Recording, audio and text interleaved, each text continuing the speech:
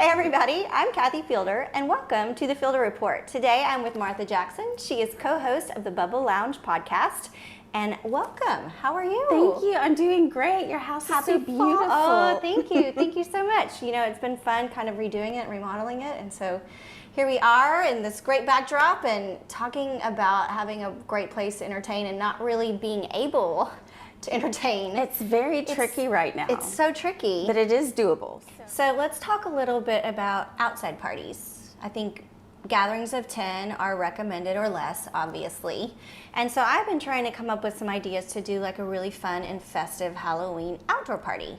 And so whether that means setting up little stations to carve pumpkins and maybe make a creative mask or however that looks, you know, and just to do something engaging, maybe a treat station. And so I think that we all like are trying to figure out what it looks like this Halloween and just this holiday season. For sure, definitely. I mean, it's just such an interesting time to be planning a party and trying to create a festive environment, right, for your family, but also to be safe. Well, I think the key is being outdoors and only 10 people can be outdoors, so keep it small. And wearing your mask when you're not eating or drinking is key too. Absolutely. I know a lot of us don't like to wear it, but that's the key to staying safe right now. And Absolutely. Maybe set up little stations per household, like your group can sit together and then your group and kind of space them out and have little cute sitting areas for each family. Well, and obviously lots of sanitizers around and wipes and that sort of thing is key. You know, I had thought about even doing like a little mask costume party and with little, you know, you can do a walkway or runway and you can judge it and have little fun prizes for the best mask or the most creative, you know, or that sort of thing. And so I think we all just have to look for ways to have a really good fun time and figure out how to have the most fun with the least the least ability, right? Well, you know, we're kind of going back several years, like maybe to the 80s when we didn't have technology and all the extra entertainment that we have now. So we made it back then, so I think that we can do it again. Which actually brings me to, it might be really fun, rather than trick-or-treating, to do an outdoor movie night.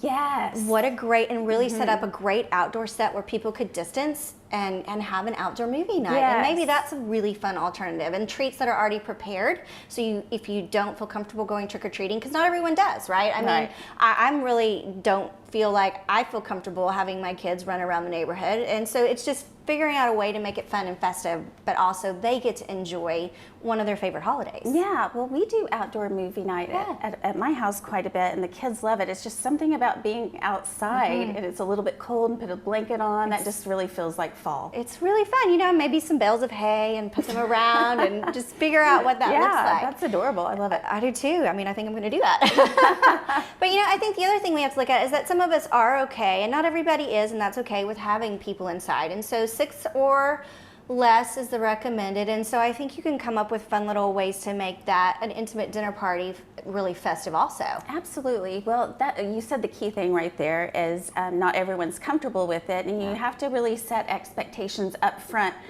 when you're inviting them, and like almost put that the first thing, social distanced, and we will be adhering to everything that we're supposed to, because those that aren't comfortable might just make that assumption that, oh, she's having a big party. Absolutely. And she's throwing caution to the wind. So you definitely want to set those expectations. Yeah, I think a graceful understanding of how everybody has different comfort levels at this time is really, really important, and just being very upfront and very clear. Right. And I think it really, you know, it's kind of uncomfortable sometimes, you know, or even like when you're walking next to someone, you almost feel uncomfortable now a lot of times, right? And so I think it's being very, just very upfront. This is kind of what we're looking at. This is what our rules are, and we'd love for you to be a part of it, you know, if you're comfortable with it. Yeah. And I think it's a graceful way of letting people know, and it takes some of the pressure off of them too, right? Because they know what the guidelines are. You know, and so another thought is maybe some fun ideas. I've been trying to come up with fun ideas, like a week of spooky dinners.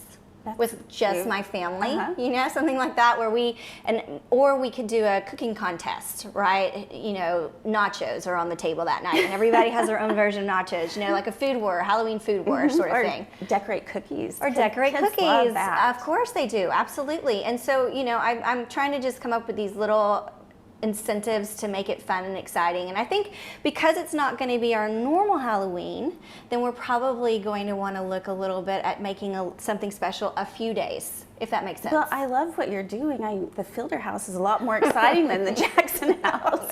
I'm stopping by that week. You are more than welcome, absolutely. No, I don't know. I literally, it's funny. I've struggled trying to figure out how to do this and what to do with it, you know? And so, like the movie night just came to me while we were sitting here. And so I think the more you think about it, the better and more fun you can have with it. Well, absolutely. And I really don't know what I'm doing about trick-or-treating because my son, he claims this is his last year to go big. Oh, and so then I want him to be able to get out there, but then most of his friends' parents aren't letting him go trick-or-treating. So I have no idea what we're going to be doing. I've literally racked my brain on a safe way to do it, and I can't really figure out a truly safe way and, you know, mitigate all the risks. There really is no way to do that. There really isn't. I know. And so it's really looking, again, I think, for alternatives that are fun and exciting and engaging, whether that means it's just for you and your family or if you're comfortable and you have a group that you hang out with enough that you know everybody's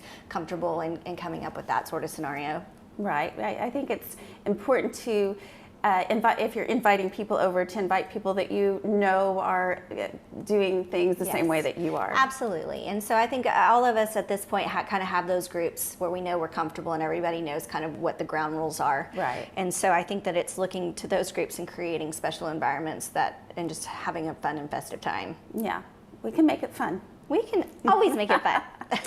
You know, and so, I mean, talking about being creative with masks, we had a lot of fun at my studio the other day, and you know, I was thinking that having this little competition and telling your guests, giving some guidelines, right, of how that could be really fun. You know, we did one. I mean, we just literally got fun and crazy and just had all kinds of. That is adorable. I love that. And so.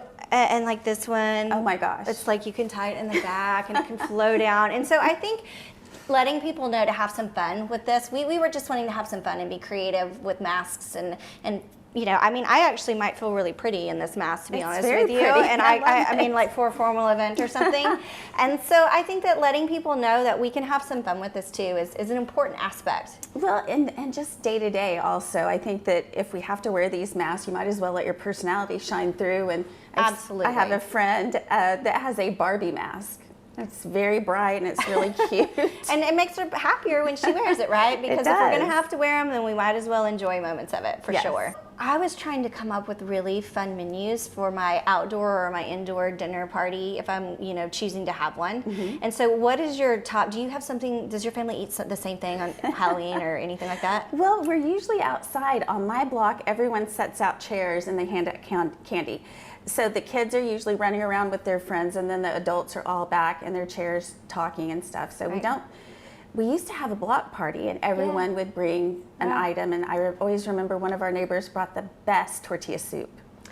Oh, see, you know, and so I had given some thought to if you had a kind of a grab and go little block party like that, how you could do treats that they're individually wrapped. Yes. Right, and so if she's great at making soup, then it could be little bowls of soup covered and then all the fixins on the side all kind of put together. Right. Maybe, and challenging everybody in the neighborhood to do that. And it's kind of like maybe you have a table out there and someone comes and they grab it and they go and that sort of thing. Right. The less touch points, the better. Just the less hands that are on one item, the so much better. That's right. And so I think we all have to really think, again, outside of the box and come up with fun menu items, but it's almost like your brown lunch bag. Take it and go. Well, yeah, in the days of the chip and dip bowls, those are on hold for now. They are on hold for now. No, undoubtedly on hold. You know, and I think talking all this Halloween, obviously, which is just a couple weeks or a week down the road, we're looking at the holidays in general and how different they are. You know, I don't know if you usually celebrate with your whole family or you travel or they come to you. And I think it changes day by day, like what we're going to do and how we're going to handle it. It for sure does. Right. So we actually haven't even thought that far ahead. Yeah. So for Thanksgiving, my family usually goes out, just the four of us, and goes to Colorado or someplace like that. I don't think that's happening this year. Mm-hmm. And then Christmas, we always host Christmas, and my family comes over from Fort Worth. And again, we haven't even talked that far in advance. So I would imagine, you know, the good thing about Texas is our temperatures in December, it can either be really cold or it can be really warm. You never know what you're going to get. And we always all want a snowy Christmas, but this year I think we want a sunny Dallas Christmas so that we're able to maybe have some of these things outside. Sure, right. And that's what I'm thinking is usually it's kind of moderate temperature on Christmas Day. It is. So hopefully you can sit outside and just distance out everybody. Yeah, I will say one thing about this environment that we're all in right now is that we are definitely getting more creative. We're creating more intimate gatherings where we really can enjoy the people around us and have really great conversations. So it's actually, I feel like, a blessing in disguise, but it is definitely making us think outside the box. Right. You always have to look for that silver lining. And it's hard this year, trust me. It is hard. But you're right. The smaller get-togethers, you have that opportunity to interact with every single one of your guests, whereas if you had a bigger one, you might miss quite a few people and certainly wouldn't have a deep conversation with them. Absolutely. And so I think it's switching to understanding the benefits of that and the value of that.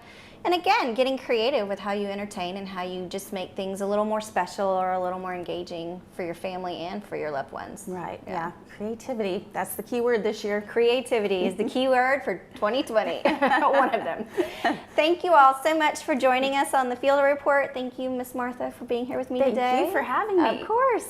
If you are on YouTube, don't forget to hit subscribe, and we'll see you next time.